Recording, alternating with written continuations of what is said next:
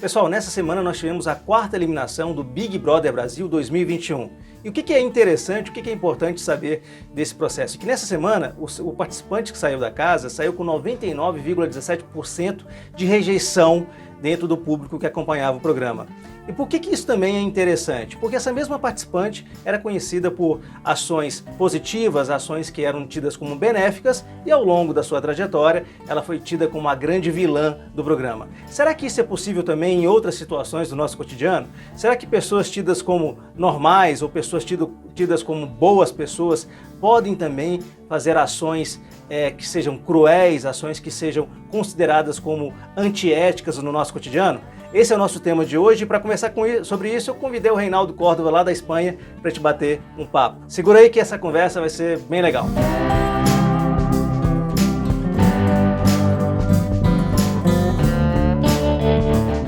Opa, pera um pouquinho aí, Léo. Antes da gente continuar com o debate aqui, com a conversa, que é um tema muito interessante, pedir para aquelas pessoas que já nos conheceram, já acompanham o nosso trabalho, darem um like no vídeo, comentarem. Os comentários são muito importantes para que é justamente a ideia aqui é compartilhar informação, compartilhar reflexões.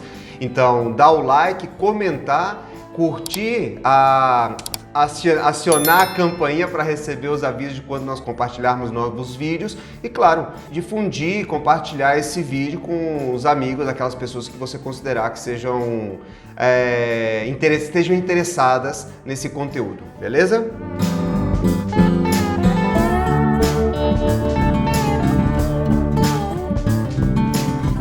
Reinaldo, então olha só, essa semana foi uma semana que gerou uma certa polvorosa, uma certa movimentação aí em muitos lares, porque está acontecendo o Big Brother 2021 e ontem foi a eliminação da Carol Conká, que é uma participante que levantou aí muitas emoções positivas e emoções negativas, e sempre vem essa questão: como é que uma pessoa que fora desse programa tem uma percepção um pouco mais positiva e ao longo do programa foi se tornando a grande vilã?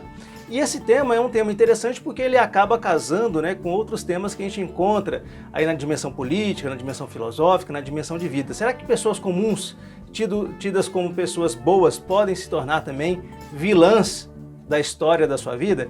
E aí, Reinaldo, isso me lembrou de uma obra que eu sei que você conhece também, Hickman em Jerusalém, uma obra escrita pela grande filósofa e estudiosa Hannah Arendt, que foi publicada em 1963 e que nós tivemos aí a oportunidade de estudar um pouquinho ali na nossa graduação e depois em outros trabalhos também. E nessa obra ela trata sobre aquela questão, que é uma questão muito importante, que é a banalidade do mal. Como que dentro de um procedimento nós podemos reconhecer a utilização de ações que não são tidas como ações éticas, ações que ferem outras pessoas, e não internalizar esse procedimento. Mas eu sei que você conhece bem esse termo, você pode explicar um pouquinho pra gente o que é a banalização do mal da Hannah Arendt?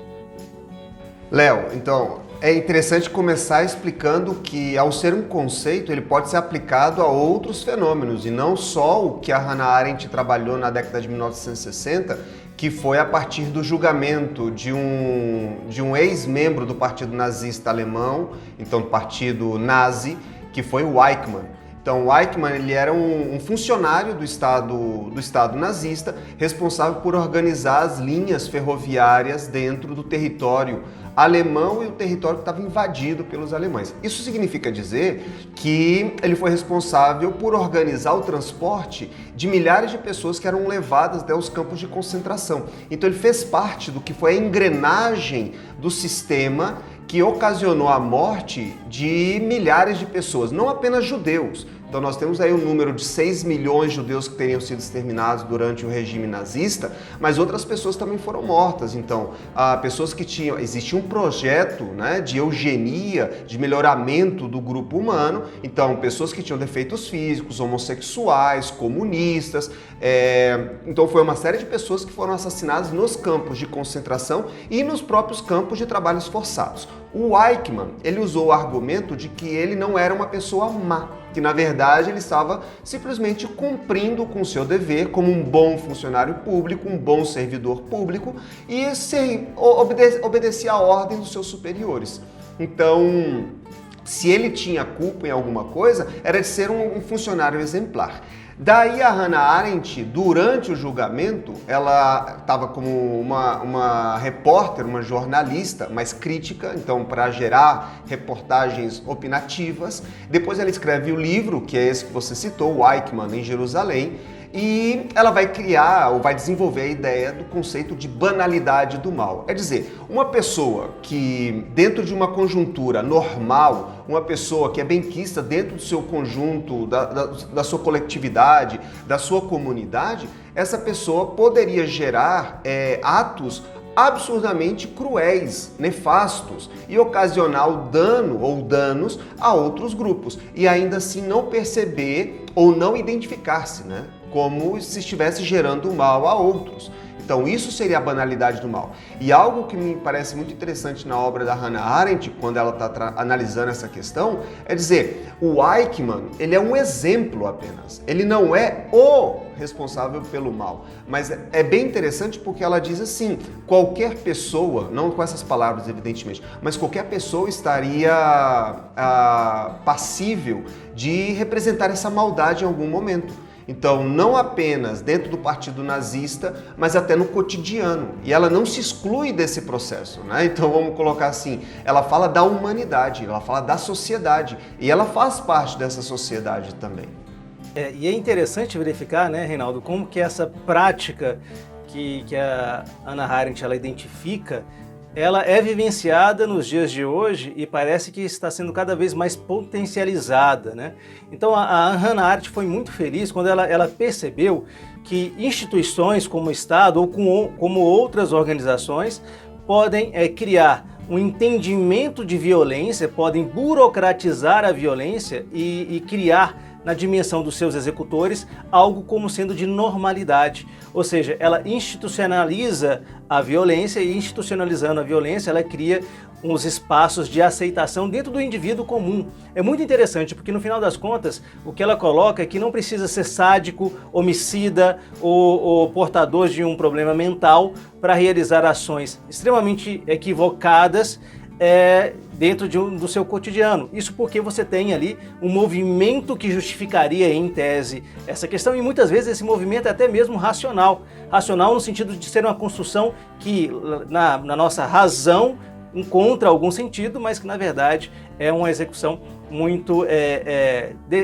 algo que desconstrói o caráter e a vida humana. E a gente pode perceber isso em vários espaços da nossa realidade. Se você acompanha um pouco a própria dimensão política do país, os grupos sectários, né?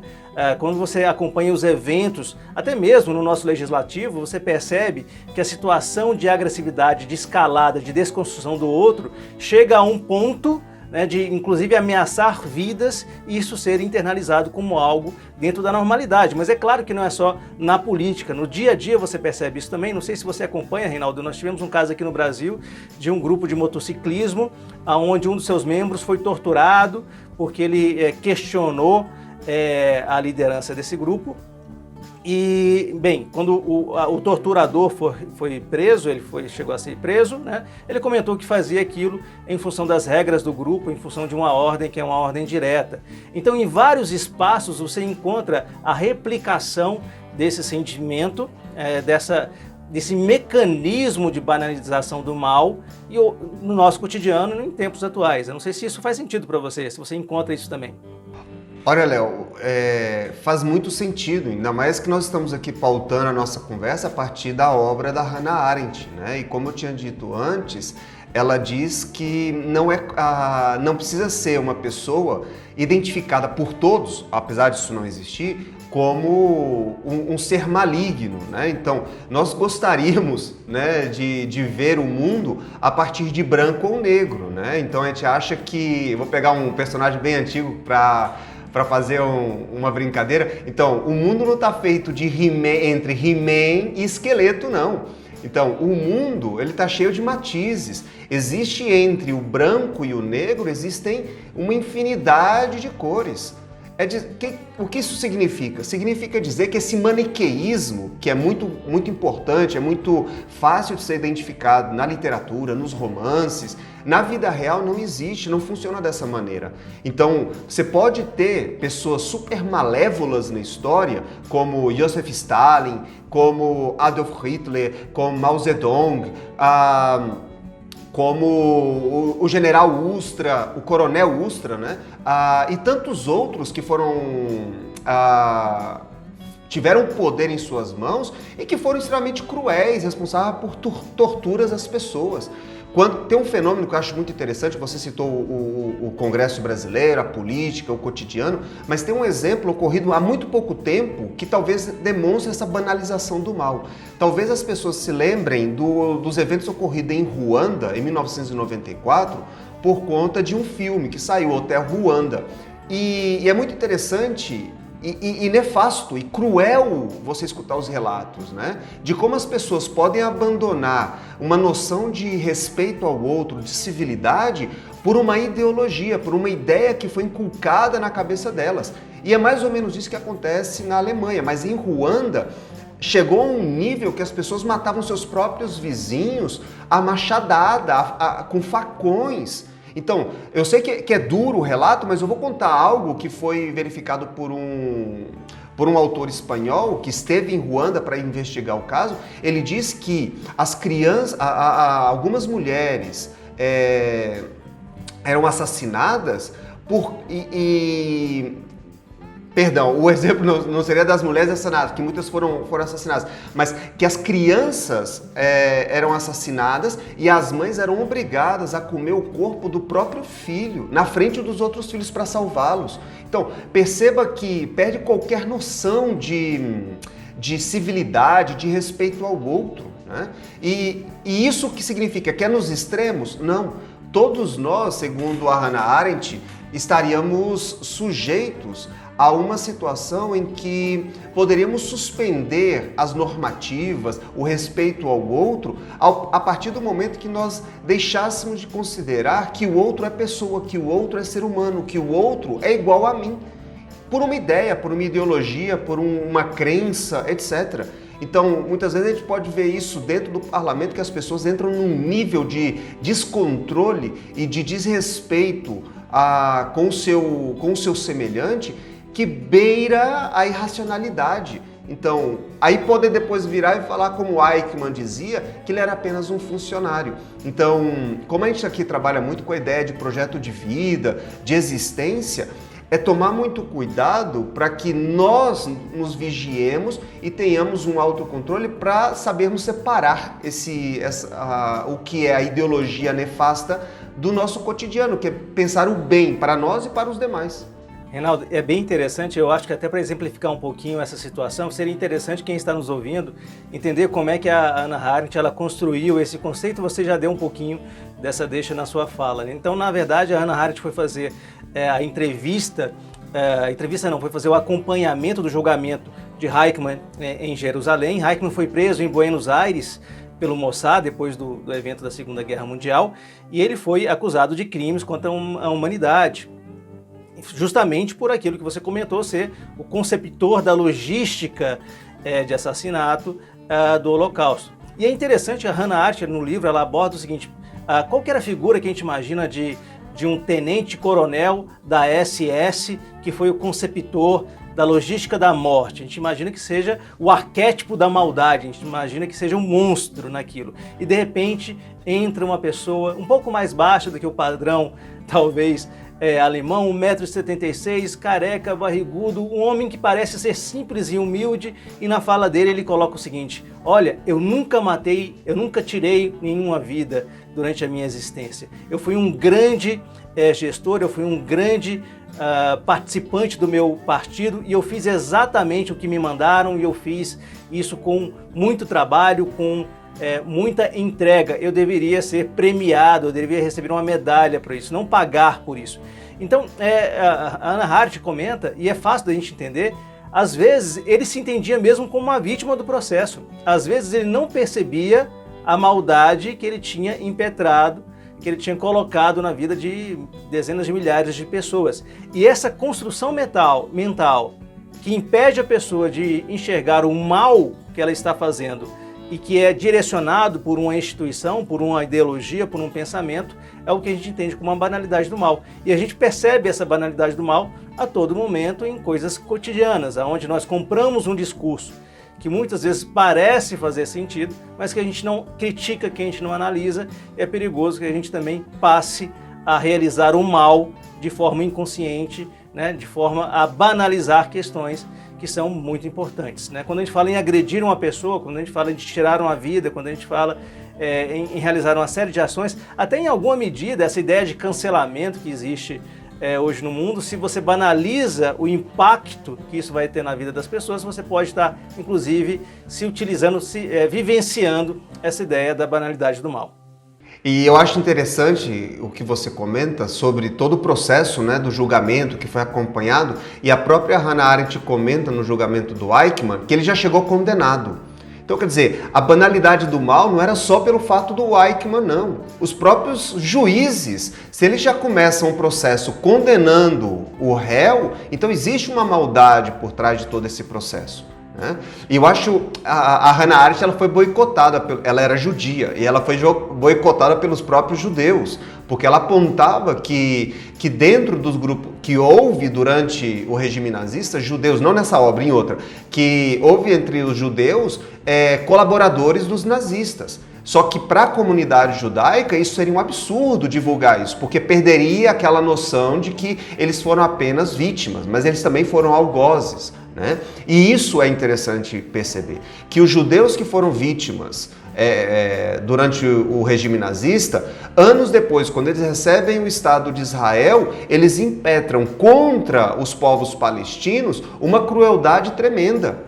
Então isso tem que ser levado em consideração também, para que confirmemos a ideia de que a banalidade do mal não está em um bando ou em outro. Aqui na Espanha é muito frequente falarmos sobre a Guerra Civil Espanhola, que ocorreu entre 1936 e 1939. Tem um autor que eu gosto muito, que é o Arturo Pérez Reverte, que ele fala que não existia o bando do bem e o bando do mal. Na verdade, você tinha dois grupos radicalizados que entraram em conflito e geraram uma fissura na sociedade espanhola, que perdura até os dias atuais. Então, é importante que nós tenhamos em mente que, pelos radicalismos, nós podemos chegar a nos tornarmos radicais.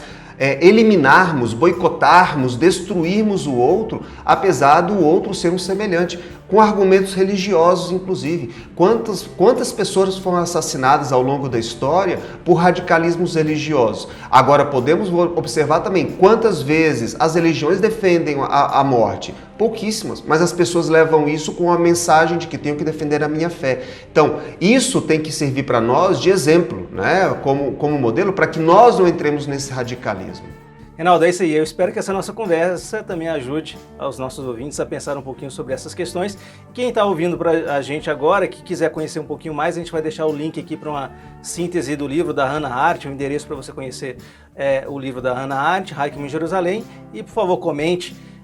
Deixe o seu like, faça a sua inscrição. Se você não conhece o nosso projeto, dá uma olhada nesse vídeo que vai aparecer aqui no canto da tela. Reinaldo, obrigado por mais esse papo e a gente volta semana que vem com outro tema em 20 minutos, pelo menos na tentativa de 20 minutos. Obrigado, cara. A gente se vê. Então, forte abraço a todos, obrigado, Léo, pela oportunidade. Vamos conversando aí para tentar aprender também. Nós aqui não estamos só para expor o conhecimento, né, as leituras, as reflexões que nós temos, mas realmente para construir algo juntos, né? E se as redes sociais nos possibilitam esse diálogo, então que seja utilizado, beleza? Abraço, saudações a todos.